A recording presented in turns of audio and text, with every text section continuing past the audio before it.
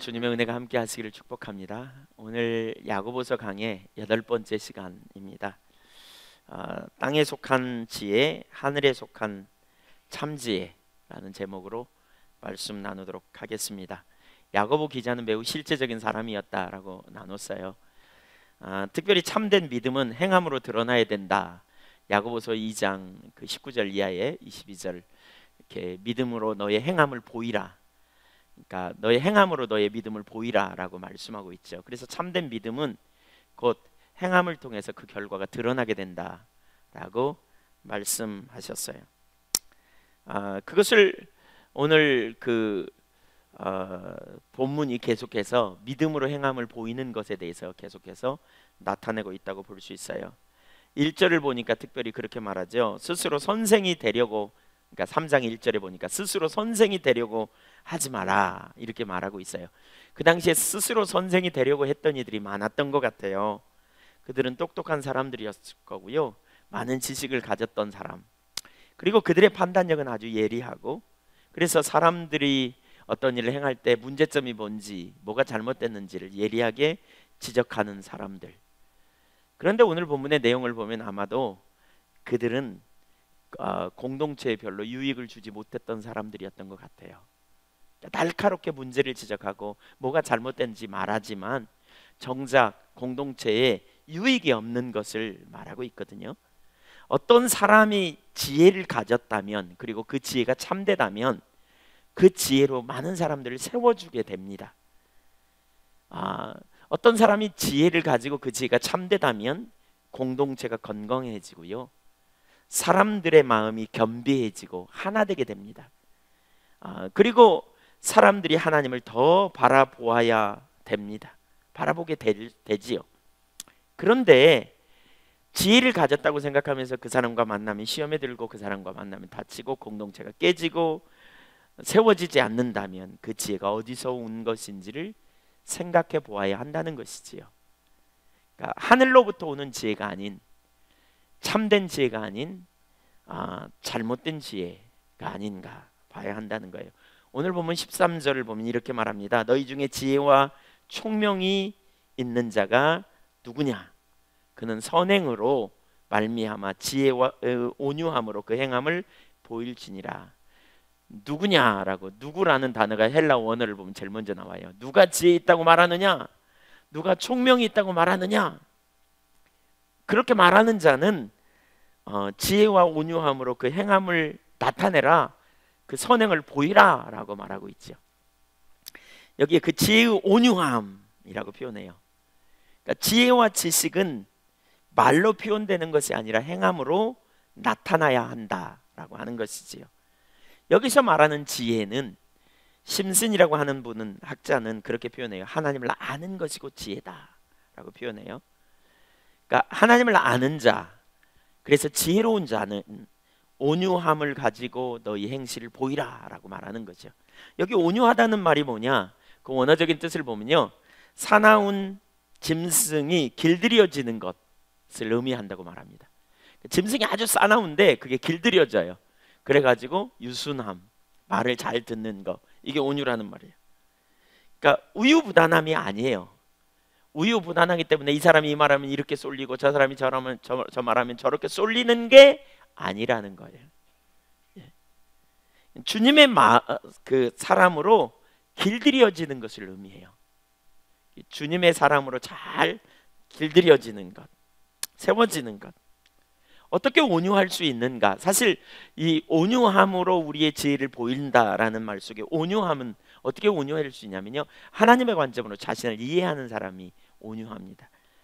그러니까 하나님 앞에서 자신을 아는 사람, 자기가 죄인이었음을 깨닫고 은혜로 구원받았음을 아는 사람이 온유하고 겸손한 사람이에요.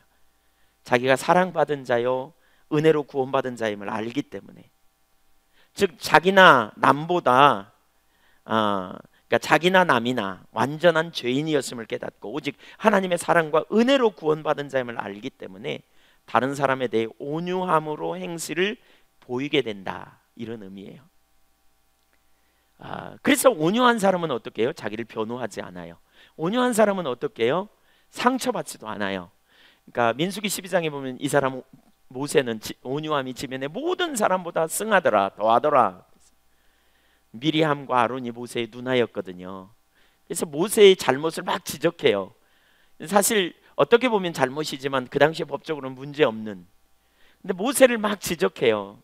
네가 하나님의 선지자라면 우리도 선지자다 그러면서 막 지적해요. 사실 교만함이 다른 사람을 판단하고 정하게 지적하세요. 온유한 사람은요, 그 지적에 대해서 변호하지 않아요. 방어하지 않아요. 그냥 받아들여요. 권위자로서. 왜 그러느냐? 하나님의 관점에서 보면 성경이 뭐라 그랬어요? 모든 인간이 죄를 범하였다 그랬어요. 하나님은 완전한 기준을 가지고 인간을 대하시지 않아요. 우리의 기준은 행실을 가지고 대한다면 하나님은 마음의 동기까지 살피시거든요. 우리 마음의 동기. 그래서 우리는 살인하지 말라. 아, 살인 안 했어. 근데 하나님이 보시는 기준은요, 형제를 미워하는 자마다 살인죄에 준한. 왜요? 마음의 동기로부터 행동이 나오기 때문에. 형제를 향하여 나가 멍청한 놈 돌머리라고 말하는 자마다 살인한 자라고 표현하고 있고요. 음란한 마음을 품고 있는 자마다, 사람을 보는 자마다 이미 간음한 자다라고 말하고 있어요. 그렇기 때문에 하나님의 기준 가운데 모든 사람이 죄인이에요. 죄를 안 지은 사람이 없다는 거죠. 그런 관점에서 자기를 본다면 그러한 죄인된 나를 건지신 하나님의 은혜야말로 얼마나 크고 놀라운가를 깨닫고 그 은혜를 힘입어 보좌 앞에 나아가는 사람, 이런 사람이 어떤 사람이냐? 하나님의 지혜를 가진 사람, 온유한 사람이에요. 그래서 온유한 사람은 다른 사람에 대해서 함부로 말하지 않아요. 온유한 사람은 다른 사람이 지적해도 그것에 대해서 변호하지 않아요. 우리가 자기를 변호하려는 본성이 얼마나 많은지 모르죠. 상처도 받지 않아요. 왜냐하면 내가 원래 그런 자인데 그럼에도 불구하고 주님이 나를 얼마나 사랑하시는가 이걸 아는 거죠.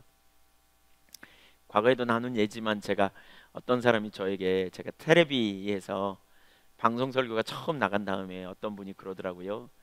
저희 지방의 목회자 중에 한 분이 이 목사 텔레비 나왔대 그러면서 저를, 거기까지만 말하면 좋았는데 어떤 때 제가 말을 빨리 하고 성격이 급해가지고 설교를 막 강하게 빨리 하다 보면 말을 더듬는 성향이 있어요. 버벅거려요. 근데 그분은 그걸 보고 더듬는다고 그러면서 그 다음에 이렇게 말하는 거 있죠. 근데 어떻게 말도 더듬는데 방송 설교 나오냐? 제가 그 당시에 말 더듬는다는 생각을 한 번도 안 해봤거든요. 한 번만 했으면 제가 웃으면서 넘겼어요. 왜냐하면 선배고 또 그럴 수도 있겠다 싶었어요. 근데 그때 교육자에 만나는 사람 앞에서마다 계속 그러는 거예요. 이 목사 텔레비 나온 거 봤어? 근데 어떻게 말도 더듬는데 텔레비에 나오냐? 마지막으로 저기 주차장에서요, 차를 같이 나란히 세웠거든요. 이제 끝나고 나와가지고 차를 마지막으로 이제 각자 타는데, 근데 어떻게 잘가 그러면서 어떻게 말도 더듬는데 텔레비 나오냐 이 말을 또 하는 거예요. 저도 안 건들면 좋은 사람이거든요. 제가 얼마나 화가 나겠어요. 얼마나 속상하겠어요. 예. 그래서 제가 오면서 막 속으로 막 투덜거렸습니다. 별인간 다 있네. 보태준 거 있나? 내가 텔레비 나오는 거 보태준 거 있나? 내가 말을 언제 더듬었다고 저래? 뭐 이러면서.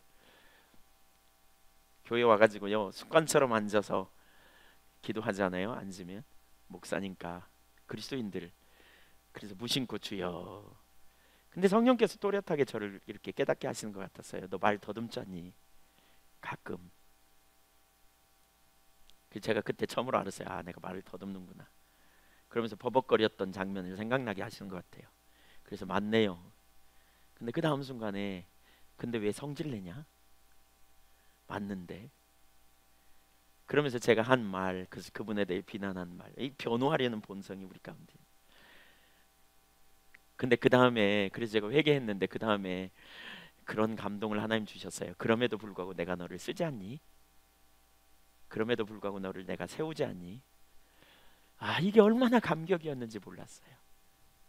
정말 너무너무 감격적이었어요.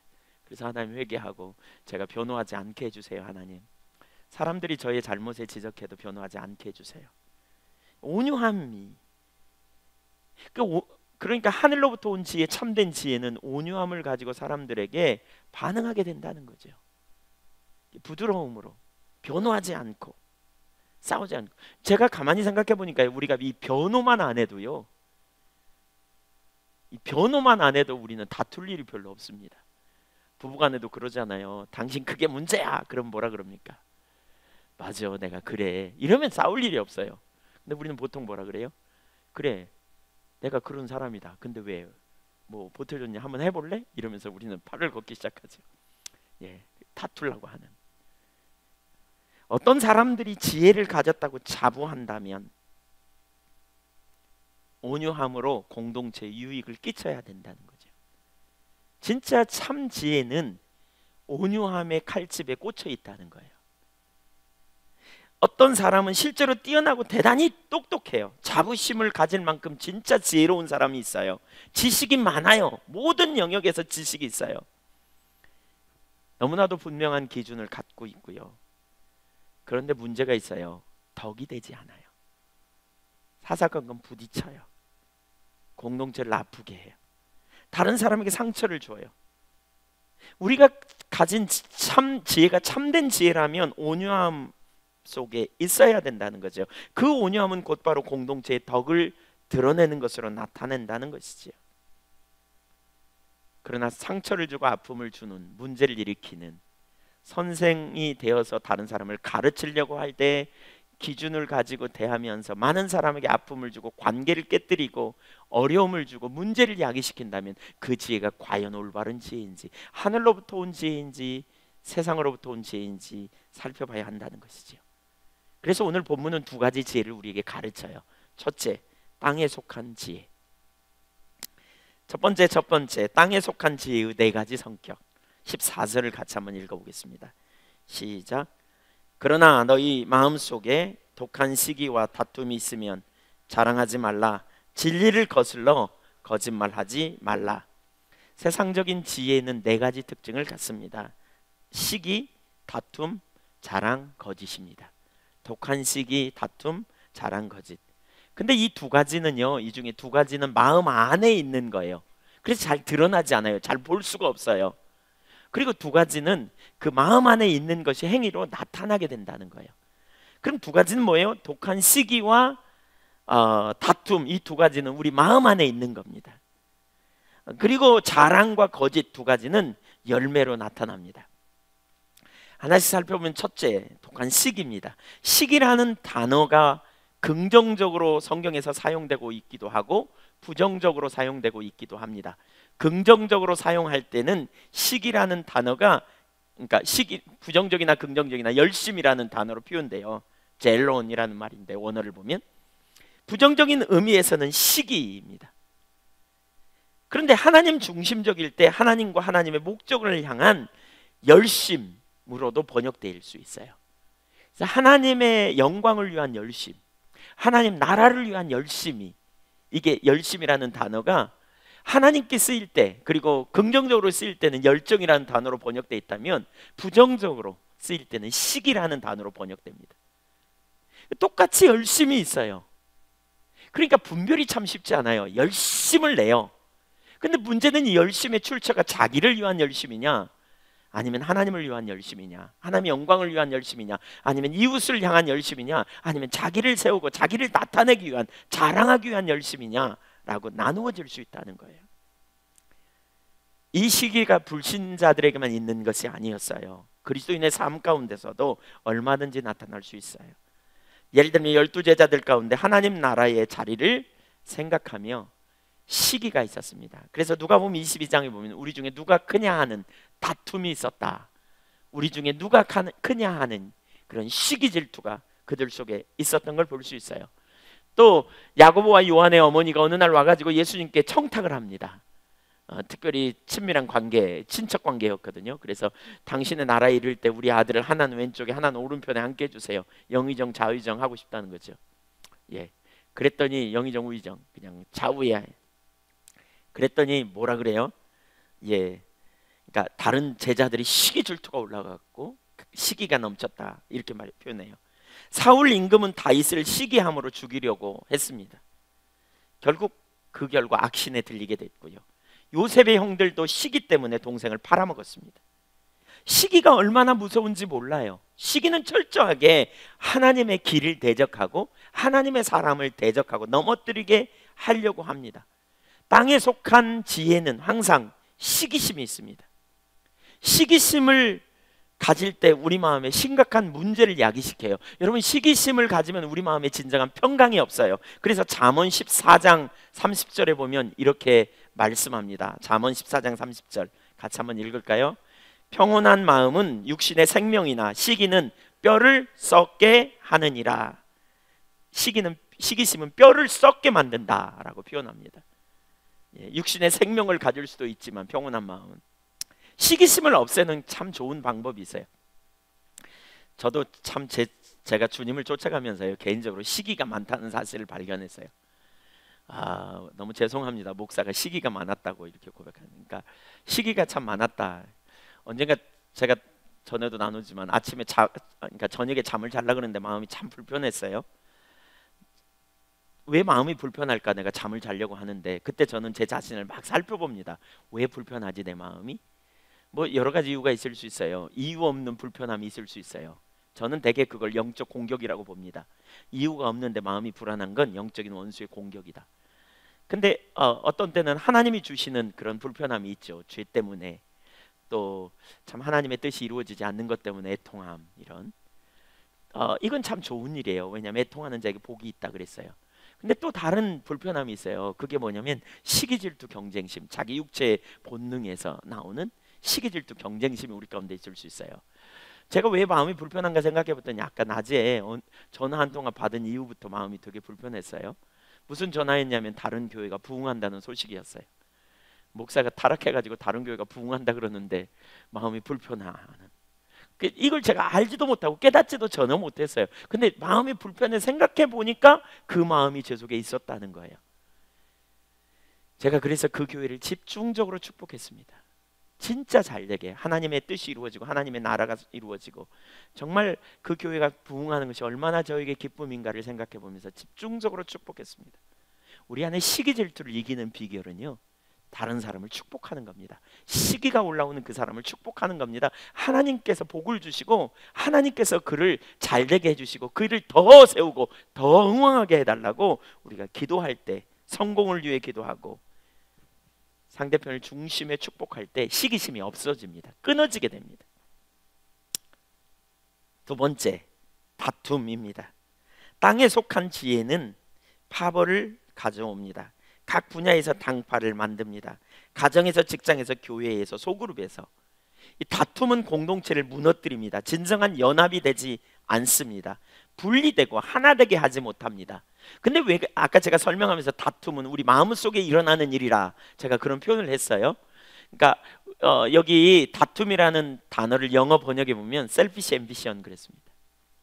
이기적인 야망입니다. 그러니까 다툼은 곧 이기적인 야망으로부터 출발한다는 사실을 말하고 있습니다. 자기 욕망, 자기 야망에서 나타나는 거예요. 자기를 세우려는 야망이 어떻게든지 다른 사람을 헐어내리고 깎아내리는 방식으로 나타납니다. 그래서 자기가 가까이 하는 사람, 자기 말을 잘 듣고 자기에게 따라오는 사람은 자기 편이지만 그렇지 않은 사람은 대적하고 무너뜨리고 그리고 넘어지게 합니다. 자기 편이 될 만한 사람은 자기 안에 함께하고 그렇지 않은 사람은 배척하고 몰아내버리는 것이 이기적인 야망에서 나타난 결과물이라는 것입니다. 세 번째는 자랑입니다. 마음에 있는 것들이 행동으로 드러날 때 하나는 자랑입니다. 세상의 지혜는 자기를 자랑하는 교만한 것입니다. 마음에 있는 것들이 행동으로 드러날 때 우리 가운데 이렇게 자기를 기쁘게 하려고 하는 본성이 있기 때문에 자랑합니다. 자기중심 속에는 자기를 기쁘게 하려는 경향이 있어요. 그래서 자기 자랑이 우리 가운데 나와요. 사실 자기 PR 시대다, 우리 이런 표현을 하지 않아요? 자기를 드러내고 나타내는 일을 그 자체가 있는 그대로를 보여주는 것 자체가 잘못됐다는 말은 아닙니다. 근데 우리가 그리스도인으로서 복음을 이해한다면 우리에게 있는 것이 내 자랑이 되어서는 안 된다는 거예요. 우리에게 나타난 열매가 내 자랑이 되어서는 안 되는 것을 성경은 가르치고 있어요. 에베소서 2장 8절과 9절, 고린도전서 1장 계속 연속해서 읽어보겠는데요. 먼저 에베소서 2장 8절 9절 시작. 너희는 그 은혜에 의하여 믿음으로 말미암아 구원을 받았으니 이것은 너희에게서 난 것이 아니요 하나님의 선물이라. 행위에서 난 것이 아니니 이는 누구든지 자랑하지 못하게 함이라. 2장 8절에 보면 그렇게 말해요. 은혜에 의하여 믿음으로 말미암아 구원받았다. 그러면서 뭐라 그러냐? 이것이 하나님의 선물이다. 하나님 그냥 거저 주신 선물이다. 우리가 구원받은 것은 거저 주신 선물이라. 그러면서 9절에 이것을 아는 사람은 누구든지 자랑하지 못하게 함. 자랑할 것이 없음을 아는 것이라는 거예요. 왜냐하면 우리가 완전한 죄인이었고요, 그리스도 예수께서 우리를 위하여 죽으심으로 그분의 은혜로, 그분의 공로로 구원받은 자예요. 성경은 그래서 우리 자신 안에 기대할 게 별로 없다는 거예요. 우리 자신 안에 능력이 별로 없다는 거예요. 그것을 우리가 기억할 필요가 있는 것이지요. 고린도전서 1장 28절 29절도 보겠습니다. 하나님께서 세상에 천한 것들과 멸시받는 것들과 없는 것들을 택하사 있는 것들을 폐하려 하시나니 이는 아무 육체도 하나님 앞에서 자랑하지 못하게 하려 하심이라. 우리가 스스로 우리 자신을 구원할 능력이 없음을 안다면 자랑할 것이 없다는 거예요. 감사할 뿐이라는 거예요. 그 은혜로 인하여 기뻐하라는 거예요. 내가 다른 사람보다 그러므로 뛰어난 통찰력과 지식을 주셨다면 그것이 주님의 은혜인 것을 기억해야 된다는 거예요. 하나님께서 왜 약한 자들을 들어 강한 자를 부끄럽게 하실까? 왜 하나님께서 미련한 자들을 들어 지혜로운 자들을 부끄럽게 하신다고 하셨을까? 이는 아무런 육체라도 자랑할 게 없게 하려고 하신다는 거예요. 하나님이 주시는 지혜가 진정한 지혜, 참된 지혜를 소유하게 될 때 강력한 능력이 있을 것이라고 말씀하고 있기 때문에 그래요. 구원에 감격이 없고 하나님과 친밀함이 없는 사람일수록 교만해집니다. 그래서 자기 자랑을 합니다.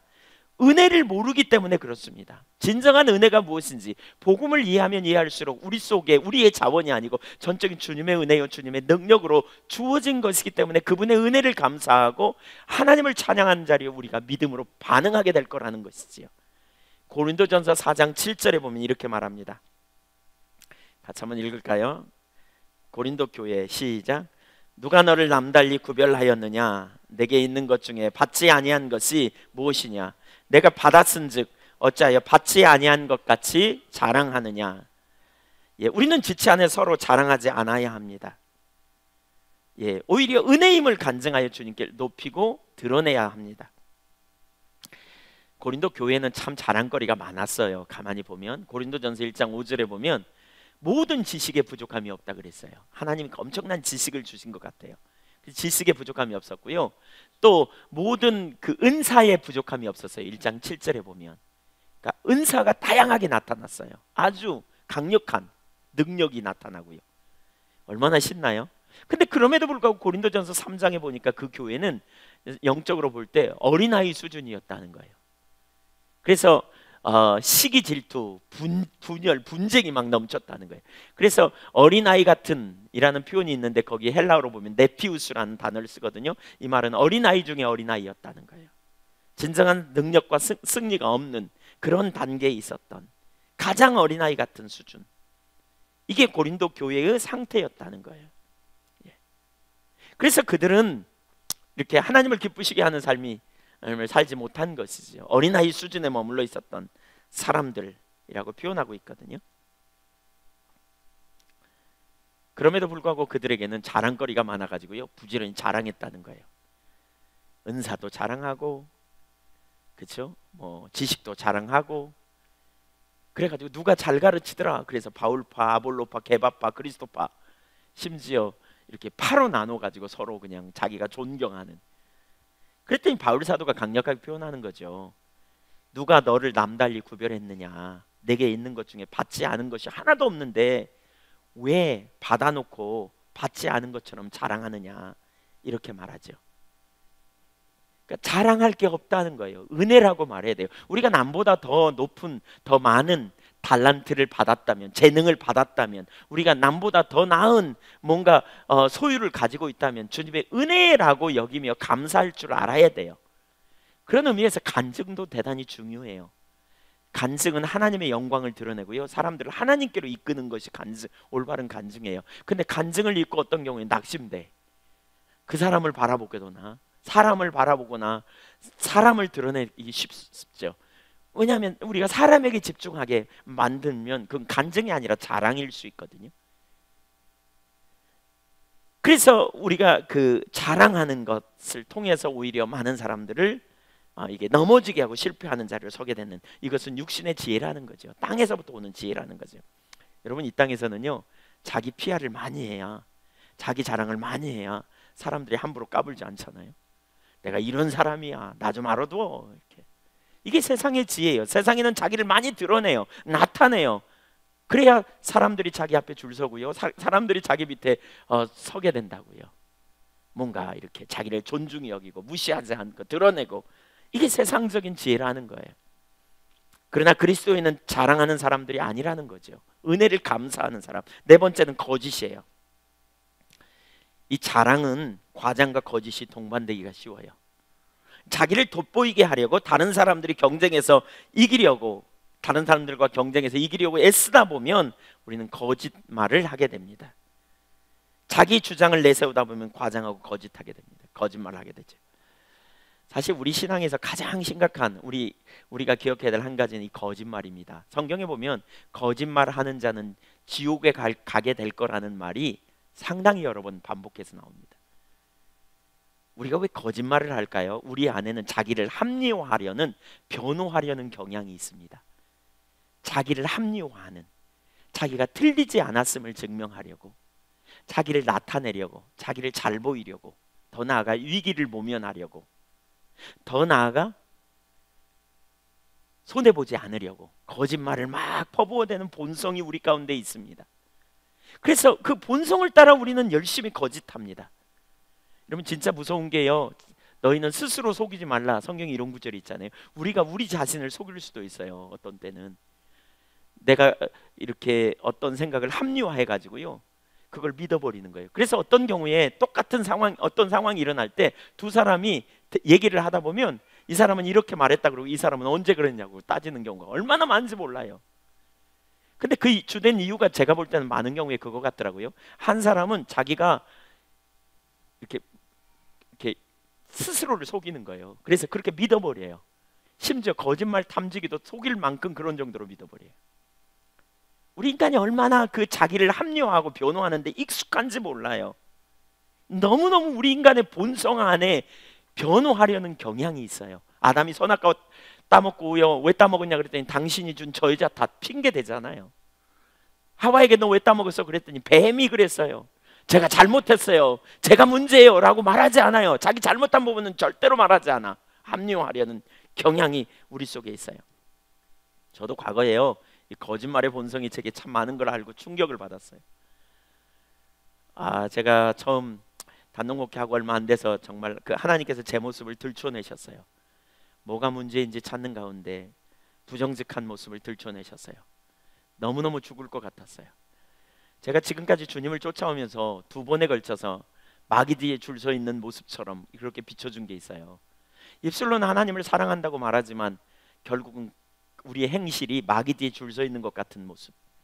그 중에 하나가 다툼이었어요. 제가 제 아내와 이렇게 말다툼하고 어떤 데는 삐져가지고 말 않고 하나 되지 못한 것이 결국은 원수 뒤에 줄 서 있는 것과 같은, 그래서 빨리 화해를 이루도록 하나님께서 초청하는, 여러분 마귀는 분열의 영입니다. 불리게 하는 놈입니다. 가정이 깨지면 원수 마귀가 좋아합니다. 문제가 생기면 원수 마귀가 제일 좋아합니다. 원수 마귀는 넘어지게 합니다. 원수 마귀는 사람을 실패하게 합니다. 주저앉게 만듭니다. 그래서 철저하게 우리는 분열하는 자리에서 하나 되기를 힘써야 합니다. 분열은 우연히 이루어지는 일이 아니라니까요. 원수 마귀의 회방이라니까요. 또 하나는 거짓입니다. 성경에 하나님은 진리라고 말씀합니다. 하나님은 거짓이 없으십니다. 하나님은 완전한 빛이십니다. 그런데 마귀는 거짓말장의 아비입니다.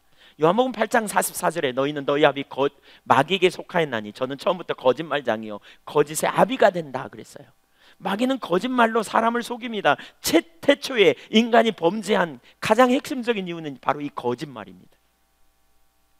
그래서 우리가 입술로 하나님 사랑한다고 말함에도 불구하고 거짓말을 하고 있다면, 거짓된 자리에 우리가 선다면 그것은 너무너무 심각한 것입니다. 왜 거짓을 한다고요? 땅에로부터 오는 지혜는 자기를 보호하기 위해서 자기 중심에서 나오는 그 거짓말을 은연중에 하게 된다니까요. 이 거짓은 세 가지가 있어요. 첫째는 과장하는 겁니다. 과장해요. 실제는 이만큼인데 이만큼 하고. 우리가 그런 말 참 많이 하죠. 엄청나게 굉장히 너무 정말 많은 우리 과장의 요소들이 우리 가운데 있어요. 우리도 모르는 순간에 그런 수식어가 자꾸 붙어요. 그래서 이만한 걸 이만하다 그러고요. 제가 한번 집회 갔다가 이만한 걸 이만하다 그래가지고 끝나고 나서 앉아 있는데 성령께서 저에게 너 이따만한 걸 이만하다고 과장하고 있다, 그렇게 깨닫게 하시는 것 같더라고요. 제가 순간적으로 얼마나 당황했는지. 그래서 나와서 공개적으로 사과했어요. 제가 왜 그렇게 사과한 줄 아세요? 여러분, 제가 좀 전에 과장했습니다. 저를 용서해 주세요. 집회 가서 개망신 당했습니다. 제가 왜 공개적으로 사과한 줄 아세요? 거짓말을 하나님이 얼마나 싫어하는지 알기 때문에. 싸우려고, 거짓말을 익숙하게 하려는 본성 안에 있는 제 모습을 보면서 그것과 싸우려고, 거슬러 싸우려고 제가 그렇게 했습니다. 우리는 과장하는데 너무 익숙합니다. 그리고 아무렇지도 않은 것처럼. 두 번째로는 왜곡시키는 겁니다. 어떤 말을 갖다 자기식으로 갖다 붙여요.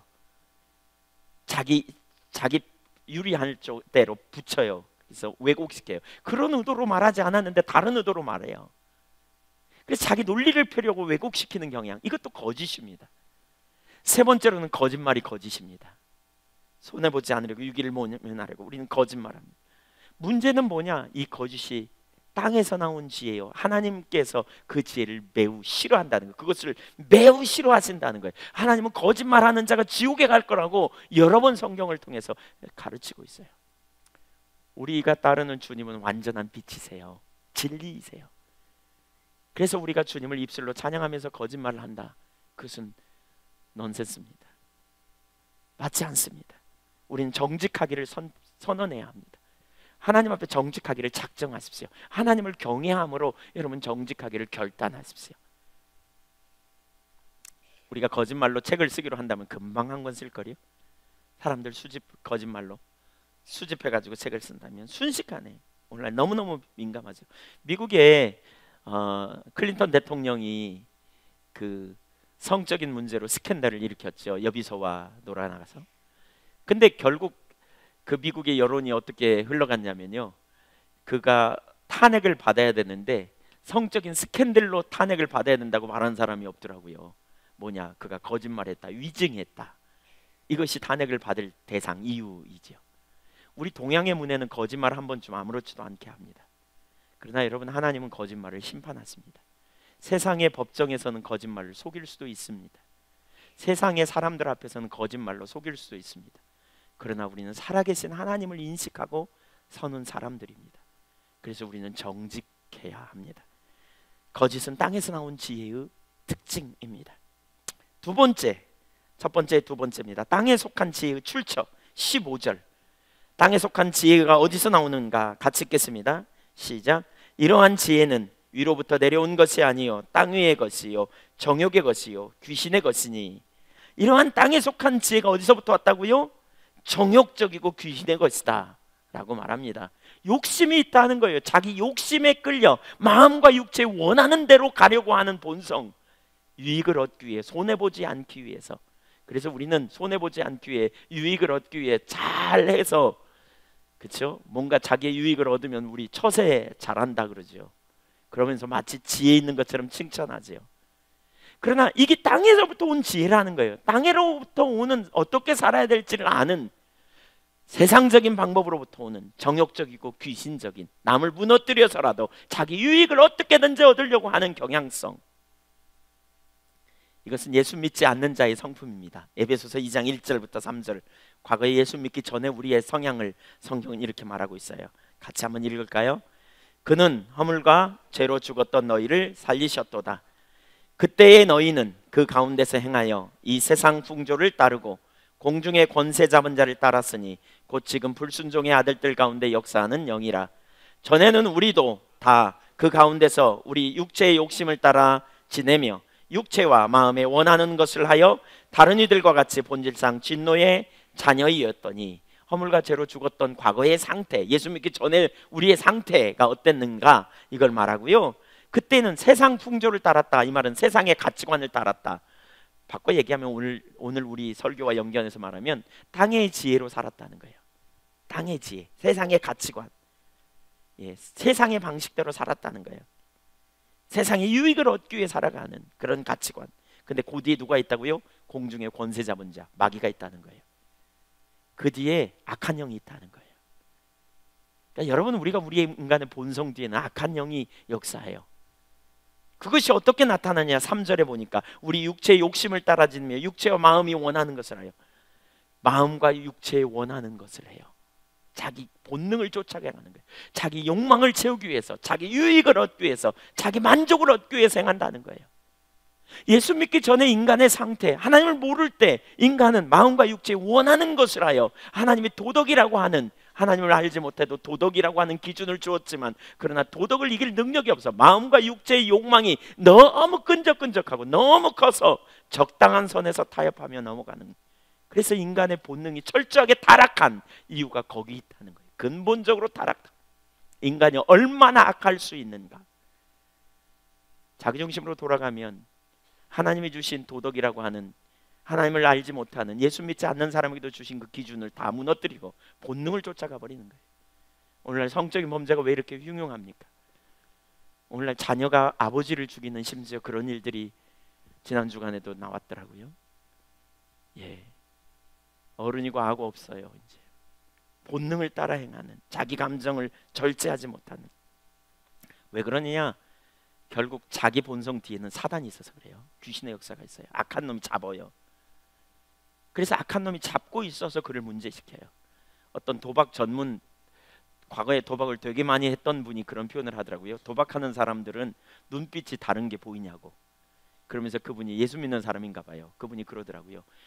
그 사람들이 눈빛이 다른 이유에는 거기 뒤에 다른 영이 있어서 그렇다고. 다른 영이 붙잡았다. 누구예요? 귀신의 역사라니까요. 세상적인 지혜는 귀신적이라 그러니까. 여기 오늘 본문은 그렇게 표현해요. 왜 그렇게 막 가느냐? 귀신에게 붙들림 받아요. 그래서 그것을 깨지 못해요. 그것을 벗어나지 못해요. 어떤 사람은 지식을 가지면 사람들이 변화되리라는 생각을 가져요. 그게 교육 철학이죠. 교육 철학. 사람들을 많이 가르치면, 깨우치면 변화될 거라, 이런 생각을 해요. 어떤 사람이 감옥에 간수로 있을 때 거기 그 범죄자가 너무 불쌍해서 범죄자하고 이렇게 사귀었는데, 범죄자를 보니까 교제하는 가운데 보니까 글을 모르더래요. 그래서 이 사람이 글을 몰라가지고 글을 가르치면 다시는 죄를 안 지겠구나. 그래서 글을 가르쳐 주겠다 그랬더니 가르쳐 달라 그러더래요. 그래서 글을 잘 알았대요. 그리고는 출소할 때 나가면서 그러더래요. 내가 이제 새 사람이 되어 잘 살겠다고. 근데 얼마 안 있다가 들어왔더래요. 그래서 왜 들어왔나 제목을 보니까 공문서 유주래요. 공문서를 유조해가지고 이제 그런 식으로 범죄를 또 정하는 거죠. 배우면 고등적, 그러니까 지능이 더 높게 그렇게 범죄하는 자리로 가요. 왜? 인간의 본성이기 때문에 그렇다고요. 그래서 이러한 지혜의 뒤에는 결국 자기가 있어요. 자기. 한마디로 자기중심적인 삶으로 돌아가 버린 거죠. 자기중심적인 삶은 세상의 가치관이에요. 일본의 원자력 원전이 파괴됐잖아요. 쓰나미, 지진 여파로. 그래가지고 어떤 일이 벌어졌어요. 그 절대로 다 나와서는 안 될, 그렇죠? 그 오랫동안 있는 연료봉, 함부로 꺼내져서는 안 될, 노출돼서는 안 될 연료봉이 노출됐어요. 냉각수에 덮여 있어야 되는데, 그렇죠? 그래가지고 그 주변이 다 오염되고 그 영향력이 작지 않잖아요. 아주 심각한 영향, 전 세계적으로 심각한 문제. 우리나라도 가까이 있어서 그 피해가 아주 심각한 상황이죠. 냉각수에 덮여 있어야 되는데 드러나 버림으로 심각한 환경 파괴의 문제를 위험에 빠뜨리는. 우리가 예수 믿으면서요, 우리가 예수님을 만나고 예수님과 함께 우리 옛사람 예수와 함께 십자가에 못 박혀 죽었어요. 자기중심성이. 그런데 그것이 하나님의 은혜로 덮여 있어야 되는데 어떤 순간 이 자기중심성이 전면에 등장하면서 무슨 일이 벌어져요?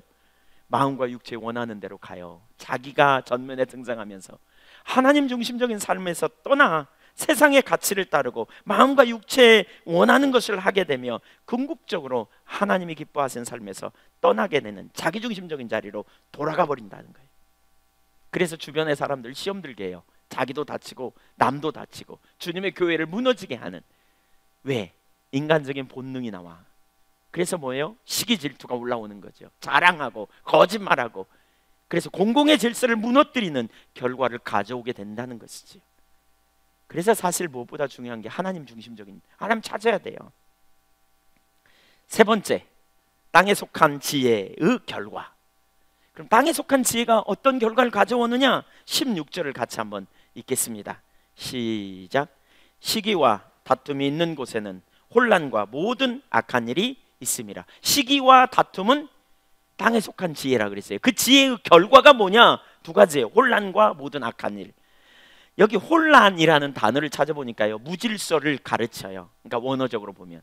그래서 어떤 학자는 이렇게 주석을 했어요. 무정부 상태와 같은 위치에 놓인 것. 무정부 상태. 질서가 하나도 없어요. 기준이 하나도 없어요. 다 무너져 버렸어요. 야고보서 1장 8절에 보면 정함이 없는 마음과 같은, 그래서 바람이 부는 대로 흔들리는 것처럼 되어버린 상태. 또 악한 일 생긴다 이렇게 표현하고 있는데, 악하다는 말에는 가치가 없는 일이라는 뜻이 있어요. 그러니까 이들이 도모하는 땅의 지혜로 말미암은 결과는 결국 뭐예요? 아무런 가치가 없는 결과로 전락해버린다는 거죠. 전혀 사람이 세워질 수 없다는 거예요. 전혀 다른 사람들에게 유익이 될 수 없다는 거예요. 하나님이 의도하시고 목적하신, 하나님을 사랑하고 이웃을 사랑하고 섬기는 그 목적과 결과가 전혀 드러날 수 없게 된다는 거예요. 결과적으로 하나님 나라의 영광이 될 수 없다는 거예요. 하나님 나라의 열매도 불가능하다는 거죠. 절대로 세워질 수 없다는 거예요. 주님의 교회가 세워질 수 없고요, 그런 사람이 주축이 되면 주변 사람들이 엄청나게 상처받아서 질서가 세워질 수 없다니까요. 저는 우리 예한교회가 전교인 사역자가 되는 것이 비전 중에 하나인데, 만약에 그런 리더십이 세워진다면 심각하고요, 또 그러한 이런 문제가 다뤄지지 않는다면 누군가가 리더로 세워지는 꼴을 보지 못해. 어떻게든지 끌어내려, 시기질투로. 제가 여러 번 나눴지만 우리나라 2000년, 제가 2000년에 예한교회 왔는데, 그때 뭐 밀레니엄 그래가지고 굉장히 뭐 컴퓨터가 다운될 거다 막 그런 얘기가 있었잖아요. 세상이 변혁될 거다, 뭐 혹시 말세가 오는 거 아니야, 뭐 이런. 2000년 1월 1일이 돼가지고요, KBS에서 그 텔레비에서 신년 대담을 하는데, 그 이한우 씨라고 하는 외국인이 본 한국인, 그래서 기환한 그분이 그런 표현을 하더라고요. 한국 사람은 개와 같다. 멍멍개가 아니고 옆으로 기어다니는 개. 그러면서 이런 표현을 해요. 개를 통 속에다 2마리나 넣어놓으면 절대로 밖을 못 나온대요. 왜냐하면 서로 물고 늘어져 가지고. 근데 한국 사람이 그렇다는 거예요. 어쩜 그렇게 시기질투가 가득하냐. 제가 되게 화가 나더라고요. 지가 뭐 한다고 이러면서. 자기가 뭐 한다고 그래 그러면서. 근데 가만히 생각해 보니까 우리 안에 그런 본성이 있습니다. 시기질투, 경쟁심. 세상적인 자기 지혜로 가득하면 결국 그게 나타나요. 그렇게 되기 때문에 세워질 수가 없어요. 누가 세워지는 꼴을 못 봐요. 누가 잘 되는 꼴을 못 봐요. 그래서 우리말 속담에 그거 있잖아요. 사돈이 논을 사면, 사촌이 논을 사면 배가 아픈다. 예. 남이 잘 되는 꼴을 못 봐요. 이게 세상적인 지혜예요. 절대로 세워질 수 없어요. 저는 그래서 우리 예한교회가 정말 세워지려면, 또는 여러분 가정이 세워지려면, 여러분 이웃이 세워지려면, 여러분이 지금 다니는 직장이 세워지려면, 여러분의 삶의 공동체가 세워지려면 반드시 세상적인 지혜가 다뤄져야 됩니다. 하나님의 지혜가 여러분에게 있기를 축복합니다. 바꿔 말하면 이 지혜가 있으려면 신앙의 본질에 있어야 합니다. 나중에 살피겠지만 자기 중심으로 돌아가면 자기가 전면에 등장하고, 자기의 명예, 자기를 기쁘게 하는 것, 자기 유익, 자기 관심사에만 집중해요. 그렇게 되기 때문에 성경이 말하는 참 신앙, 우리 그리스도인은 하나님을 사랑하고 이웃을 사랑하는 그러한 열매를 맺도록 초청하시는데, 절대로 하나님 사랑, 이웃 사랑이 안 돼. 하나님은 사랑한다고 말하지만 자기 유익을 위한 수단으로 사랑하고, 이웃을 사랑하는 것은 입술뿐인 자리에 머물기가 얼마나 쉬운지 몰라요. 중심에 우리가 이웃을 사랑하려면 결국 하나님 중심에 있어야 돼요. 두 번째, 그럼 참 지혜, 하늘로부터 오는 참 지혜, 어떤 지혜인가? 첫째, 참 지혜의 열매, 9가지 열매가 거기 나타납니다. 17절을 같이 읽겠습니다. 시작. 오직 위로부터 난 지혜는 첫째 성결하고, 다음에 화평하고 관용하고 양순하며 긍휼과 선한 열매가 가득하고 편견과 거짓이 없나니. 자, 성결하다. 참 지혜는요, 성결함의 특징을 가지고 있습니다. 투명하고 깨끗하단 말이에요. 말과 행동의 일치됨을 의미해요. 겉과 속이 다르지 않아요. 같아. 왜냐하면 하나님을 의식하기 때문에 그래요. 참 지혜는 하나님께 있거든요. 하나님을 의식해요. 그래서 투명합니다. 분명합니다. 기면기고 아니면 아닙니다. 왜냐하면 하나님을 인식하기 때문에. 뒤에 나오지만 하나님을 경외하는 자가 지혜의 근본을, 그러니까 지혜의 근본은 하나님을 경외하는 것이라고 말하고 있죠. 하나님을 두려워하기 때문에 하나님 앞에서 반응해요. 그래서 성결한 열매를 맺게 돼요. 참 지혜에는 성결함이 있습니다. 두 번째는 화평합니다. 예수님을 사랑하는 사람은 이웃을 사랑하게 됩니다. 예수님이 우리를 대하신 것처럼 이웃을 대하라고 말합니다. 요한복음 13장 34절에 보면 이렇게 말씀하죠. 새 계명을 내가 너희에게 준다. 그러면서 내가 너희를 사랑한 것처럼 너희도 서로 사랑하라. 새로운 계명이에요. 예수님이 주시는 새로운 계명이 뭐냐? 서로 사랑하라는 거예요. 서로 사랑하는. 그러니까 예수님이 우리를 사랑하신 것처럼 우리가 서로 사랑하라. 그러면 예수님이 우리를 어떻게 사랑했느냐? 사실 여기 중요하죠. 예수님은 기준을 가지셨지만 그러나 그 기준대로 우리를 대하지 않으세요. 우리 모두에게는 기준이 있어요. 자기는 못살망정 남에게 그 기준 갖고 대하는데 익숙한 그 기준이 있죠. 법. 예. 그러니까 여기서 말하는 화평은 이거예요. 예수님처럼 우리가 다른 사람을 대해야 된다는 거예요. 예수님은 우리를 법으로 대하지 않고 사랑으로 대하셨어요. 그러니까 우리를 용서하셨다고요. 받아주셨다고요. 용납하고 품어주는. 물론 잘못 자체는 합리화될 수 없습니다. 예. 그러나 하나님께서 우리를 법으로 대하지 않으신 것처럼 분쟁과 다툼이 있는 곳에 나가서 싸매는 사람이 되기를 원하시는 것이지요. 화평을 이루어요. 어찌하든지 화평을 이루도록 이끌어가요. 우리말에 그런 말이 있죠. 싸움은 말리고 흥정은 붙이라.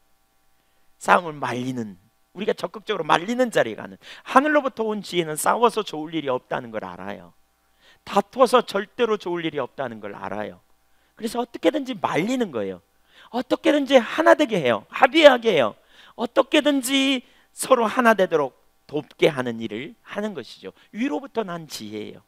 마태복음 5장 9절, 화평케 하는 자는 복이 있나니 저희가 하나님의 아들이라 일컬음을 받을 것이요. 화평케 하는 자는 복이 있어요. 하나님의 아들은 바꿔 말하면 화평케 하는 사역을 감당하게 된다는 거예요. 저와 여러분이 그 자리에 있기를 소원합니다. 왜 그런 프란시스가 그런 기도하잖아요. 주여 나를 평화의 도구로 써주소서라고 하는, 평화의 도구가 되는 삶. 성숙된 자는 하나님의 관점으로 환경을 봐요. 하나님의 관점으로 사람을 봐요. 그래서 화평해요. 하나 되게 해요. 세 번째, 하늘에 속한 지혜는 관용합니다. 관용이 있습니다. 이 관용이라는 단어만큼 번역하기 어려운 단어가 없다. 학자들이 그렇게 표현하더라고요. 관용이라는 단어, 번역된 단어가 어려워요. 그러니까 이런 단어예요. 원칙이 중요한데 그러나 관용이 없는 원칙은 안 된다는 의미예요. 하늘로부터 온 지혜, 참 지혜는 잘못 자체를 합리화할 수 없음을 알아요. 그럼에도 불구하고 그 잘못한 사람을 용납하고 품어주는 덕, 이게 관용이라는 거예요. 관용. 그 오류를 잘한 것으로 인정하지는 않지만 그 사람의 인격은 받아주는 것이지요. 이게 관용이에요. 사실 관용이 없는 부모, 그 밑에서 자란 자녀들은요, 잘하면 상 못하면 벌이라는 율법주의적인 사고가 얼마나 강한지 몰라요. 그 잣대 가지고 우리가 남을 대한다면 매우 똑똑하고 매우 지혜로운 것 같아. 너무너무 진리가 뭔지 알아. 그래서 지적을 하지만 그걸 용납하고 포용하고 받아주는 자세가 없다면 그것은 하늘로부터 온 지혜가 아니에요. 공동체를 깨요. 다른 사람에게 아픔을 줘요. 세워주지 않아요. 다섯 번째, 양순함이 있습니다. 양순. 이름 같죠? 양순. 예. 다른 사람의 생각을 잘 들어주고 동의하는 긍정적인 마음입니다. 반대하지 않아야 한다는 말이 아닙니다. 말아야 한다는 말이에요. 반대하지 말아야 된다는 말이 아니에요. 의견을 내세워요. 그러나 공동체에 속하려면 나와 다른 의견도 들어줄 수 있어야 되고요, 포용하고 그 사람의 관점에서 이해해 줄 수 있는 사람이어야 한다는 것이죠. 야고보서 1절에 우리가 봤죠. 듣기는 속히 듣고, 1장 19절에 듣기는 속히 듣고 말하기는 더디하고 성내기도 더디하라. 반응을 좀 늦게 하라는 거죠. 지혜의 특징은 날카롭기가 쉬워요. 왜냐하면 분명한 기준을 보기 때문에. 지혜를 가진 사람은 분명한 기준을 봐요. 뭐가 잘못된지 뭐가 아닌지 봐요. 그 기준이 뭔지 알아요. 그래서 사실 이 지혜가 우리 가운데 필요해요. 솔로몬이 재판할 때 하나님의 지혜를 가졌잖아요. 그래서 분명한 기준이 뭔지 금방 알아요. 어떻게 그걸 잘 판단해낼 수 있을지 알아요. 그러나 하늘로부터 온 지혜는요, 분명한 기준을 알지만 양순해요. 따뜻하다고요. 편안해요. 그래서 우리는 그 양순함의 성품을 가진 사람에게 자기 속마음을 털어놓아도 될 것 같은 마음을 느끼게 되죠. 그리고 그에게 얘기하면 길이 무엇인지, 어떻게 서야 되는 것인지 서도록 돕고 격려하고 세워주는 그러한 일들을 하게 되기 때문이에요. 여섯 번째, 긍휼이 있으면. 긍휼. 하늘로부터 오는 지혜는 긍휼함이 있습니다. 은혜 받을 자격이 없는 자에게 베풀어 주시는 호의를 말합니다. 저주해야 할 사람을 불쌍히 여겨 동정을 베푸는 것을 의미합니다. 저주받아도 마땅할 사람을 저주하지 않고 동정을 베푸는 것, 이게 긍휼입니다. 우리가 바로 그런 사람이었어요. 하나님 앞에서. 어떤 사람은 이렇게 말해요. 동정받을 짓을 해야 동정해주지, 이렇게 말하는. 동정할 만해 하지, 해도 너무 하는데. 성경이 말하는 여기 긍휼은요, 뭔가 받을만 해서 주는 긍정을 말하고 있잖아요. 하늘로부터 오는 지혜는요, 조금 이따 그 지혜가 뭔지 더 살필 건데, 그 지혜의 사람은요, 그렇죠? 그 지혜를 가진 사람은 그 사람의 현재 상태와 상관없이 긍휼을 베풀어 주는 거예요. 만약에 예수님이 말이에요, 자기에게 예수님을 따라오는 사람, 예수님의 말을 잘 들은 사람에게만 긍휼을 베푸고 그렇지 않은 사람은 대적했다면, 그렇죠? 예수님이 십자가 위에서 이런 기도를 절대로 하지 않았을 거예요. 예수님 십자가 위에서 이렇게 기도하셨잖아요. 아버지여, 저들이 하는 것을 알지 못하나이다. 저들을 불쌍히 여기 저들의 죄를 용서하여 주옵소서. 어떻게 이런 기도를 할 수 있었겠어요? 하나님, 저들에게 기억하시옵소서. 저들이 지금 저에게 한 행위를 기억하셔서 저들의 죄를 저들에게로 갚으시옵소서. 이렇게 하지 않았겠어요? 그러나 예수님은 긍휼을 가지신 분이세요. 그들이 알지 못해서, 그들이 이해하지 못해서, 그들이 깨닫지 못해서 그렇다는 사실을 예수님은 아신 것이지요. 그래서 저들이 하는 것을 알지 못하나이다. 저들을 긍휼히 여겨 주시옵소서 라고 말하는 거예요. 하늘의 지혜를 가진 사람은 어떤 사람이 자기 생각대로 자기 관점에서 말해도 아직 잘 이해 못하거니, 어떤 데는 잘 못 깨달았거니 라고 생각하며 긍휼을 베풀어 주는 거예요. 관용하고 부드러운 마음으로 대하는 거예요. 양순하고. 긍휼히 여기는 자는 복이 있다고 성경은 말하고 있어요. 그런 자들이 바로 하나님께 긍휼을 받을 거라고. 마태복음 5장 7절 산상수훈에서 긍휼히 여기는 자는 복이 있나니 긍휼히 여김을 받을 것이다. 하늘로부터 온 지혜는 긍휼을 베풀어요. 문제가 뭔지 알아요. 잘못된 걸 알아요. 그걸 용납하는 게 아니에요. 그 잘못 자체를 인정하는 게 아니에요. 잘못했어도 그냥 잘했다고 말해주는 게 아니에요. 잘못한 걸 인정하지만 그러나 긍휼히 여겨주는 거예요. 그 자체는 문제가 있지만 그러나 불쌍히 여기는 거예요. 그 영혼을 불쌍히 여기는, 그 사람을 불쌍히 여기는, 인격 불쌍히 여기는, 받아주는 이런 자세. 이것이 하늘로부터 오는 지혜의 열매, 성격이에요. 일곱 번째는 선한 열매를 맺어요. 여기 선한 열매는 뭡니까? 그 사람과, 이런 지혜를 가진 사람과 만나면 선을 이루어요. 하나님을 찾게 되고요, 소망을 갖게 되고요, 깨진 관계가 회복되고요. 그 사람을 만나는 곳마다 열매가 맺혀져요.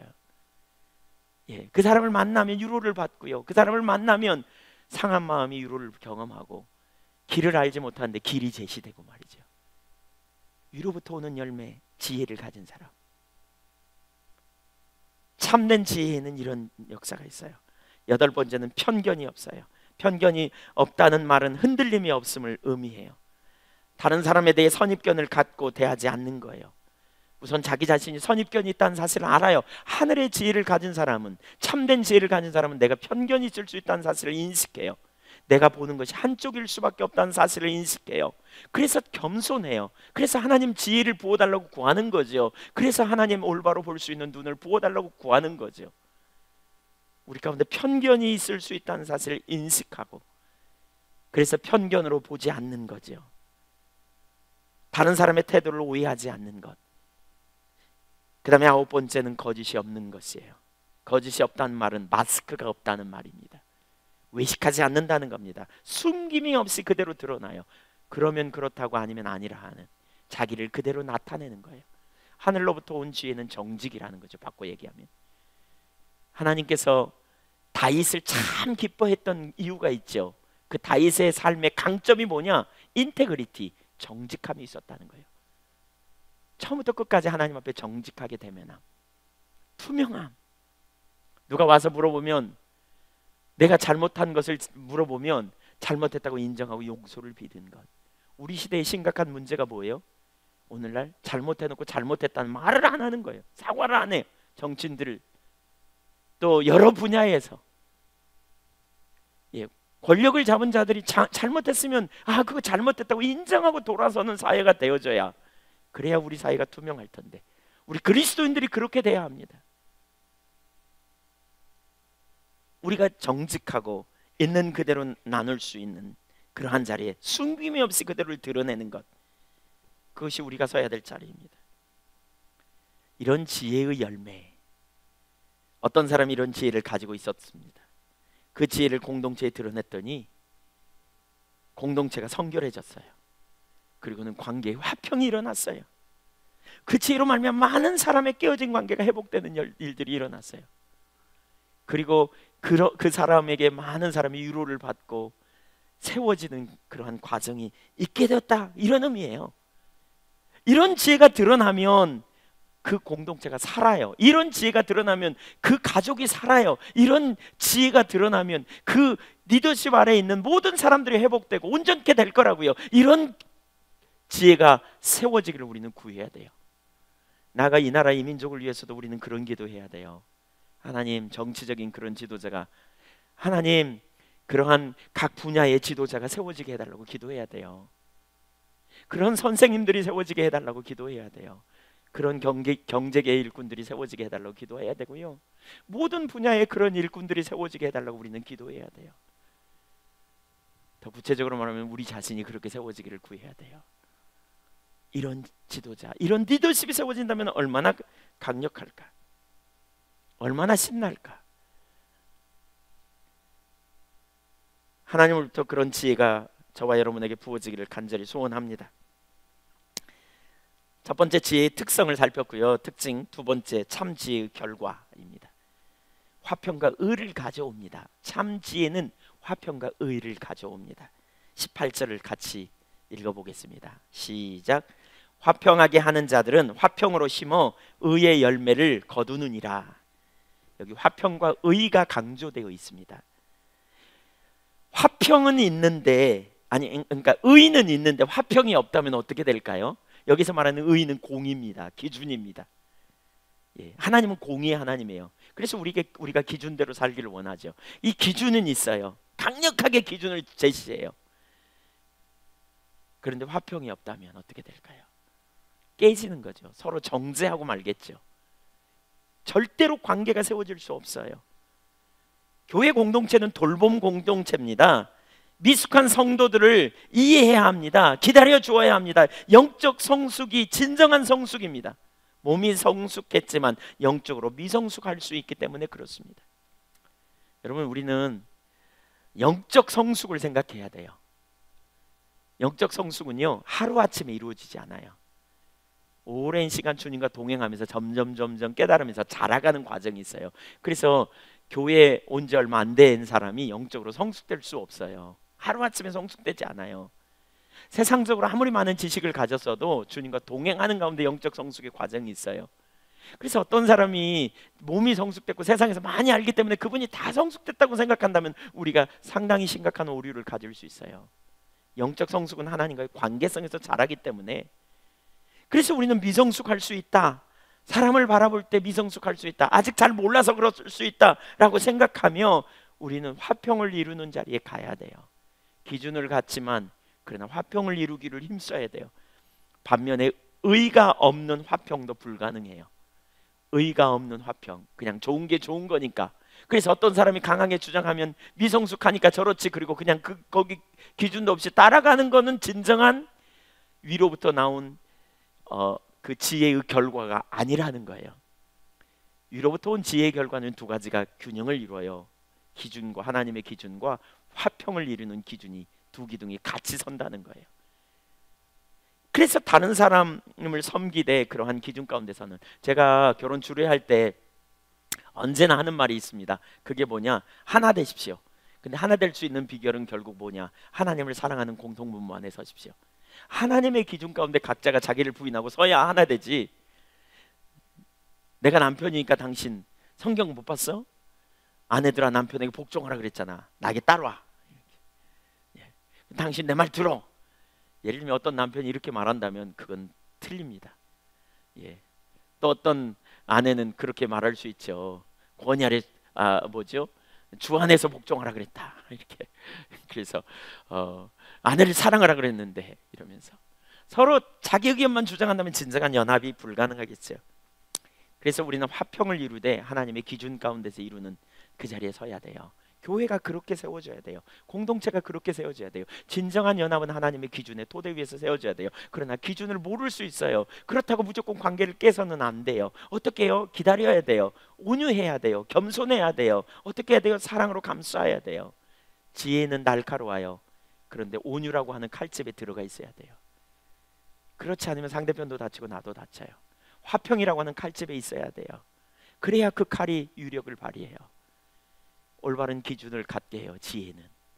그리고 참된 지혜는 결국은 다른 사람을 세워요. 자기만 하는 게 아니고 자기 유익만, 명예만 구하는 게 아니라 하나님의 영광을 드러내고 하나님 나라를 넓혀주는 놀라운 역사를 이룰 수 있게 된다고요. 마지막 세 번째입니다. 참 지혜는 그럼 어디서부터 오는가? 참 지혜의 출처입니다. 참 지혜의 출처. 참 지혜는 17절에 보니까 하늘에서 속했다 이렇게 말해요. 그러니까 위로부터 내려온 것이다 그렇게 말하고 있어요. 오직 위로부터 난 지혜는 이라고 표현해요. 참 지혜는 하늘로부터 와요. 위로부터 와요. 바꿔 얘기하면 하나님께 속한 것. 성경에서 위로라는 말은 하나님을 가르치고요. 그래서 하나님께 속한 것이에요. 제가 오래전에 정말 많이 지혜를 구했습니다. 특별히 그러니까 야고보서 1장 5절을 보면 참 신나는 구절이 있어요. 우리 두 장만 넘기면 있기 때문에 야고보서 1장 5절을 한번 볼까요? 거기 야고보서 1장 5절. 여기 올라오기도 하네요. 같이 한번 읽어보죠. 시작. 너희 중에 누구든지 지혜가 부족하거든. 잠깐만요. 너희 중에 누구든지 지혜가 부족하거든. 여기 해당되는 분 손 들어보세요. 손이 무수히 올라갑니다. 저도 지혜가 부족함을 깨달았습니다. 누가 기도하냐? 지혜가 부족한 사람이 기도해요. 제가 지혜가 엄청 부족함을 깨달았어요. 특별히 하나님의 관점으로 보는 것, 하나님의 통찰력으로 보는 것. 세상적인 지혜는 제가 안 부족한 것 같아요. 그래서 그냥 기회만 있으면 그냥 시기질투가 올라오고, 기회만 있으면 그냥 자랑하려고 그러고, 기회만 있으면 그냥 이기적인 야망이 전망에 등장하고요. 기회만 있으면 그냥 거짓 를 통해서 유기를 모면하려고 하는 세상적인 지혜의 특성은 저에게 한 개도 안 부족해요. 너무 과해서 문제예요. 근데 위로부터 난 지혜가 얼마나 부족한지 모르겠어요. 성결하고 화평을 이루고 지혜가 참 많이 부족하다는 걸 느껴요. 근데 여기 뭐라 그러냐? 지혜가 부족하거든 이렇게 말하고 있어요. 그러면서 그 다음에 보시죠. 모든 사람에게 후히 주시고 꾸짖지 아니하신 하나님께 구하라. 그리하면 주시리라. 모든 사람에게 꾸짖지 않는다. 후히 주신다. 하나님이 저와 여러분에게, 하나님께서는 저와 여러분이 지혜를 갖기를 원하실까요? 물을 필요조차도 없어요. 우리가 지혜롭기를 원해요. 우리가 성숙되기를 원해요. 우리가 빨리 자라기를 원해요. 우리가 완전한 지혜 가운데 거하기를 원하고요. 지혜 안에서 살기를 원해요. 꾸짖지 않고 후히 주시는 그랬어요. 그 하나님께 구하라 주신대요. 1장 6절에 보니까 조금 더 흔들리지 말라 그랬어요. 믿음으로 구하라. 믿음으로 구하라는 말은 뭐죠? 꾸짖지 않고 후히 주시는 주님을 바라보고 믿음으로 구하라. 그래서 제가 이 구절을 가지고 주님의 지혜를 많이 구했거든요. 주님 저에게 지혜를 부어주세요. 제가 지혜를 갖기 원해요. 제가 온전한 지혜 가운데 있기를 원해요. 어느 날 기도하는데 하나님 그런 마음을 주시더라고요. 내가 곧 지혜니라. 하나님이 곧 지혜시라는 거예요. 여러분 하나님이 곧 지혜가 되심을 성경은 말하고 있어요. 그래서 잠언 1장 9절에 보면 뭐라 그러냐? 여호와를 경외함이 지혜의 근본이요 여호와를 경외하는 것이 지식의 근본이다. 잠언 1장 9절 9장 10절 여호와를 아는 것이 명철이다. 여기 13절에서 그 지혜를 말할 때 심슨이라고 하는 학자는 아까 제가 그랬죠. 하나님을 아는 것이 지혜다 그랬어요. 또 스가랴 4장 6절에 보면 너희가 지식이 없어 망한다 그랬거든요. 하나님을 아는 지혜, 지식, 하나님을 아는 것 그것이 곧 지혜이고 지혜는 하나님 자신이 우리에게 지혜예요.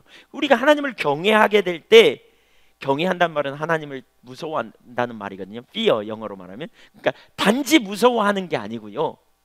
그 하나님 두려운 하나님 크시고 두려운 하나님 여기 크시고 두려운 하나님은 존경함으로 두려워하는 거예요.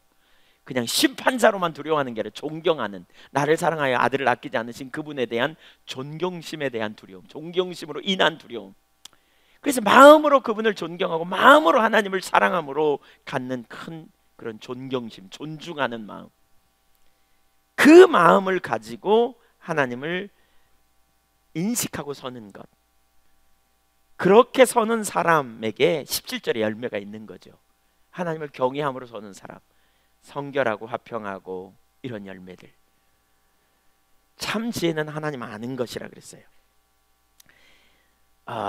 이걸 바꿔 얘기하면 이런 거예요. 참 지혜가 뭐냐? 하나님의 관점으로 보는 거예요. 하나님의 눈으로 보는 거예요. 참 지혜는 여기서 말하는 지혜는 세상을 사랑하는 방식이라고 말할 수 있거든요. 하나님의 눈으로 세상을 보는 것 그리고 하나님의 안목으로 결론을 내리는 것 물론 하나님께서 우리에게 지혜의 은사로서 지혜를 부어주실 때요 어떤 일이 벌어지냐면 어떤 일을 기가 막히게 결론을 내리게 돼요. 양쪽 다 말을 못하게 결론을 내릴 수 있어요. 이게 지혜로서의 은사예요. 예. 왜 바리새인들이 와가지고 그러잖아요. 예수님 책망하려고 동전 하나를 보이면서 아니 뭐라 그러죠? 가이사에게 세금을 바치는 게 옳습니까? 아닙니까? 세금을 바치라 그러면 이제 그 신앙적으로 문제가 되고 세금을 바치지 말라 그러면 이제 그 나라에 불충하는 죄로 잡히게 될 상황이고 그때 예수님께서 그럽니다. 너희 쇳돈을 하나 보이라 동전을 하나 보이라 가지고 와서 그렇게 말합니다. 뭐죠? 가이사의 것은 가이사에게 하나님의 것은 하나님에게 이렇게 표현하죠. 그러니까 기가 막힌 지혜로 그 당시에 처방을 내리는 것 하나님께서 기가 막힌 처방을 내리는 것입니다. 또 현장에서 가늠하다 잡혀온 여인을 향해 예수님께서 지혜를 내릴 뭐라 그래요? 너희 중에 죄 없는 자가 돌로 쳐라. 모든 사람이 말할 수 없도록 입을 닫아버리게 만들어요. 하나님의 지혜는 이와 같이 아주 그냥 명백하죠. 그냥. 솔로몬의 지혜도 그와 같은 지혜의 은사로서의 지혜라고 말할 수 있는데 그 지혜로 판결하게 될 때 아무도 입을 그러니까 열 수 없을 만큼 그렇게 완전한 그러한 능력으로 역사하죠. 우리가 하나님께 지혜를 구할 때 하나님이 이렇게 우리에게 지혜의 은사를 부어주시기도 해요. 그러니까 은사를 부어주세요. 이 지혜를 여러분 구할 뿐만 아니라 동시에요. 뭐냐? 우리가 하나님을 찾으면 하나님 중심적인 신앙이 되면 하나님의 관점으로 우리의 현실을 보게 된다니까요. 우리 자신을 하나님의 관점으로 보고요. 우리의 이웃을 하나님의 관점으로 보게 되고요. 우리의 환경을 하나님의 관점으로 보아요. 근데 그렇게 되면 무슨 일이 있냐면 여유가 있습니다. 우리를 여유 있게 만듭니다. 그러니까 현재가 전부가 아니라는 사실을 깨달아요. 현재 억울한 일을 당해도 누군가에게 억울한 일을 당하면 우리가 뭐가 올라와요?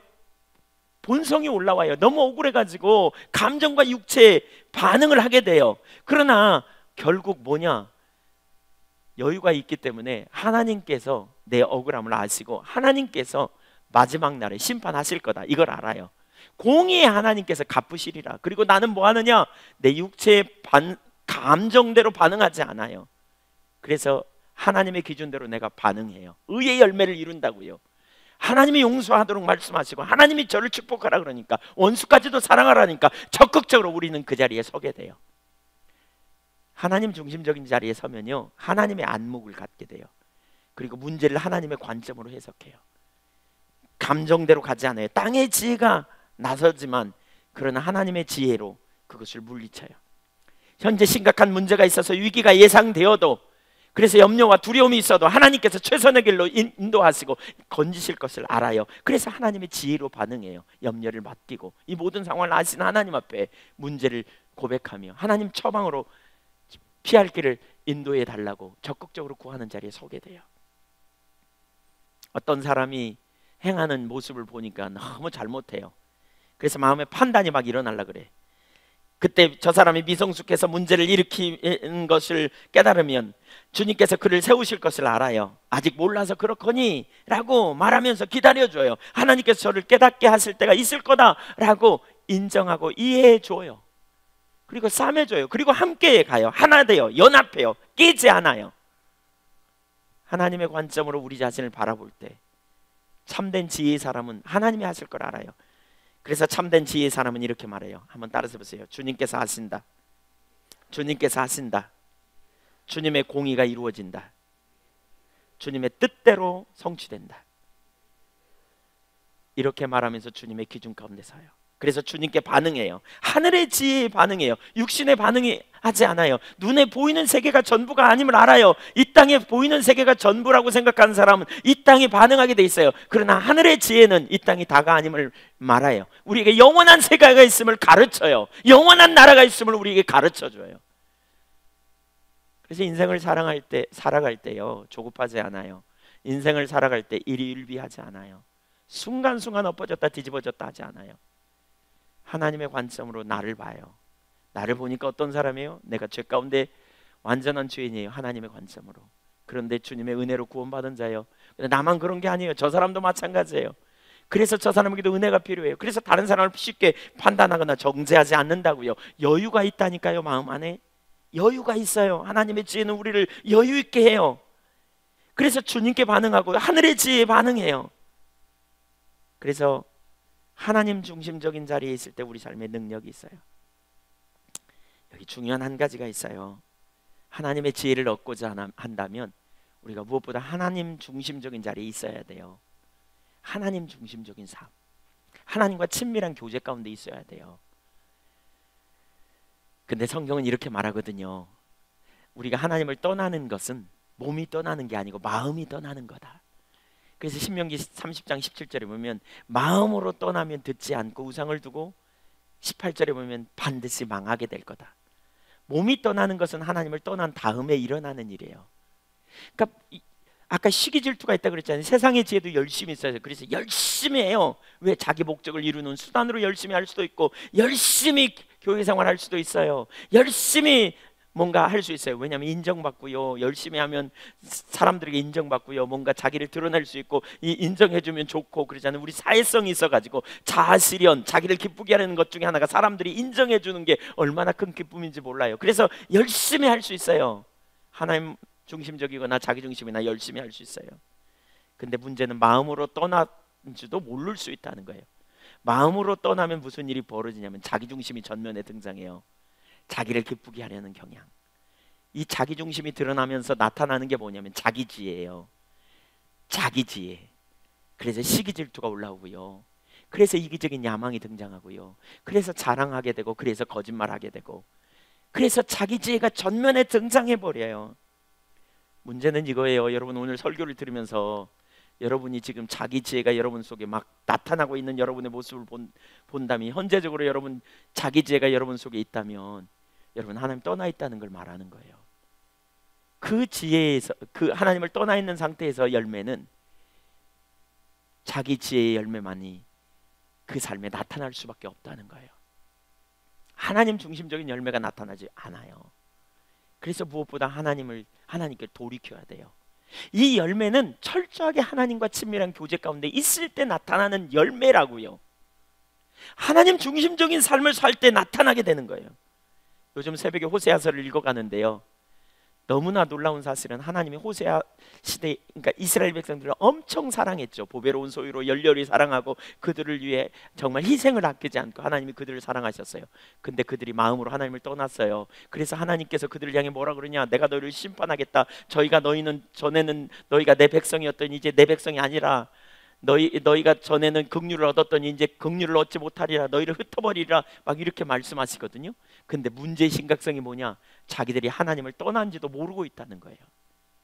하나님을 떠난지도 모르고 있다는 거예요. 그래서 너무너무 심각한 거예요. 오늘날 교회의 심각함이 저는 이 부분이라고 생각해요.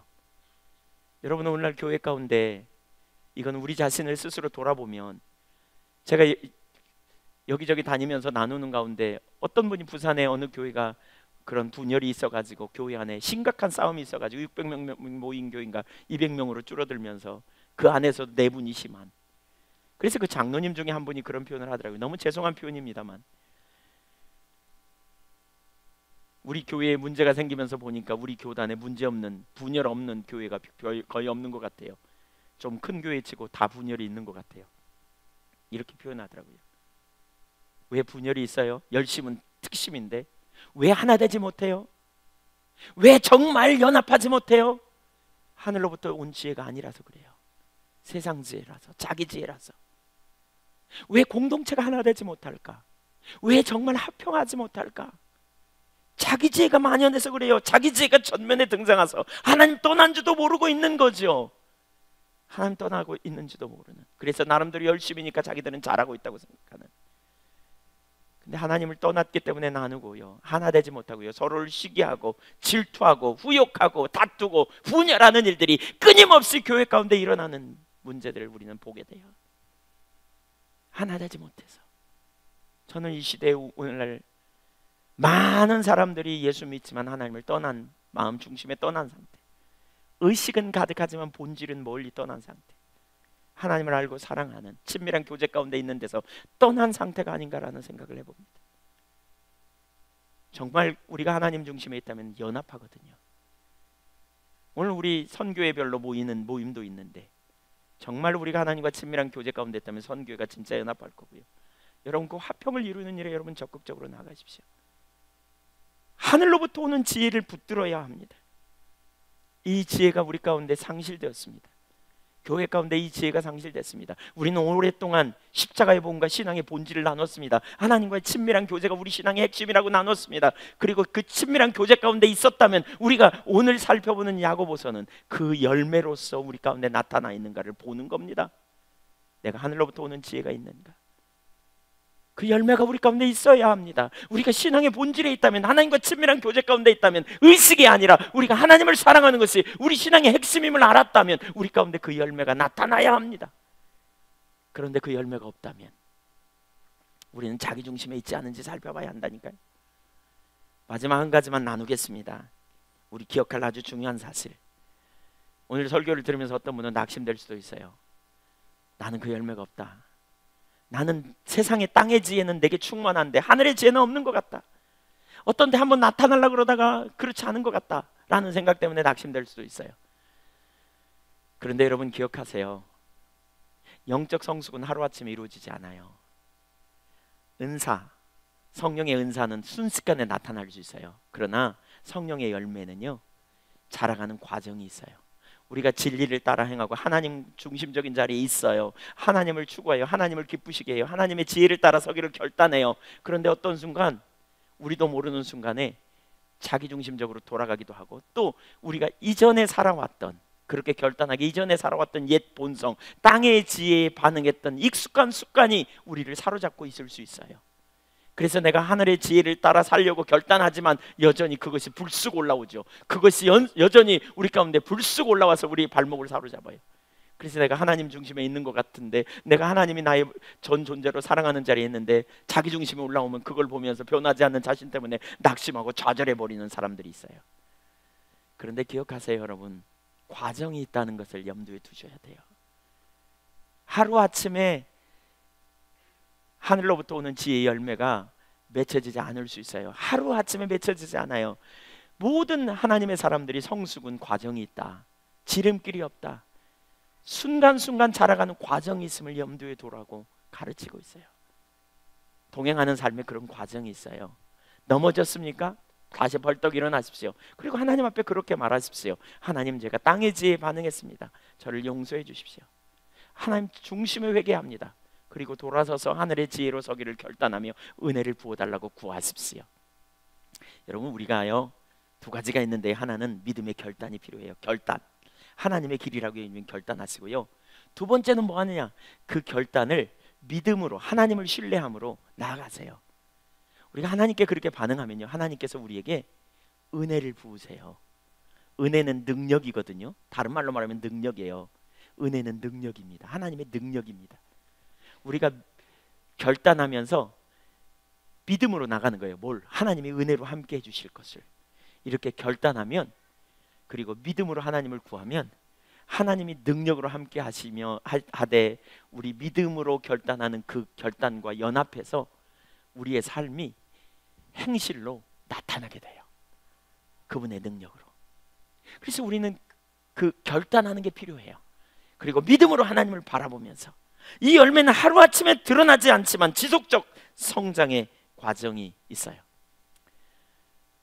제가 거짓말 많이 했다 그랬잖아요. 제 삶이 많이 바뀌었어요. 근데 하루아침에 바뀐 게 아니에요. 점점 바뀌어가고 있는 것 같아요. 싸우거든요. 내가 이전에 거짓말을 많이 했던 습관이 있었던 것 같아요. 과장하는 습관이 많았던 것 같아요. 시간이 지나면서 점점 싸움의 과정을 통해서 그게 많이 내려지는 것 같아요. 제 속에 시기가 많다 그랬어요. 점점 시간이 지나면서 그것이 사라져가는 것 같아요. 점점 변화되는 것 같아요. 어떤 때 나도 모르게 순식간에 시기로 반응해서 죄를 범했다면 돌아서서 즉각 일어나서 회개하세요. 그리고 주님의 은혜를 구하세요. 그리고 위로부터 난 지혜를 붙잡는다고 결단하고 은혜를 구하세요. 주님께서 여러분에게 열매를 맺혀가고 선한 행실로 믿음의 아름다운 열매를 맺게 해주실 줄로 믿습니다. 저는 이런 사람들이 이 시대에 필요하다고 봅니다. 이런 사람들이 공동체를 살립니다. 이웃을 살립니다. 가정을 살립니다. 내 남편과 내 아내를 살릴 수 있습니다. 주변 사람들을 살립니다. 우리나라에 이런 일꾼들이 필요합니다. 이 나라 이 민족에, 인류 공동체에 이런 일꾼들이 필요합니다. 우리가 변화되면 놀라운 역사가 나타나게 될 것입니다. 자기의 지혜는, 땅에로부터 난 지혜는 가르치지 않아도 솟구칩니다. 자기 중심으로 돌아가면 언제든지 거기 있습니다. 그러나 하늘의 지혜, 하나님의 지혜는 하나님과 친밀한 교제 가운데 있어야 돼요. 그래서 우리는 부지런히 하나님 찾아야 돼요.